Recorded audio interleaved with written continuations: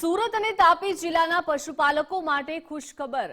પશુપાલકો માટે કિલો ફેટે દૂધના ભાવમાં વધારો થયો છે। ભેંસ અને ગાયના દૂધમાં કિલો ફેટે 20 રૂપિયાનો વધારો કરવામાં આવ્યો છે। ભેંસના દૂધના ભાવ કિલો ફેટે 850 થી વધીને 870 થયા છે। ગાયના દૂધનો ભાવ કિલો ફેટે 810 થી 830 થયા છે। સુમુલ ચેરમેન માનસિંહ પટેલે આ જાહેરાત કરી છે।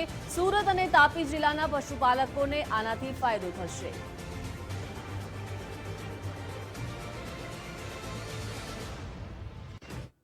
સુરત અને તાપી જિલ્લાના 2.5 લાખ પશુપાલકો માટે સમૂલ ડેરીએ દૂધના અને ગાયના ભેંસના કિલો ફેટના ભાવમાં 20 રૂપિયાનો વધારો કરવામાં આવ્યો છે। ભેંસના દૂધમાં કિલો ફેટે 850 હતા, એમાં 20 રૂપિયા વધારીને 870 કરવામાં આવ્યા છે। એ જ રીતે ગાયમાં 810 રૂપિયા હતા, એમાં 20 રૂપિયા વધારીને 830 કરવામાં આવ્યા છે।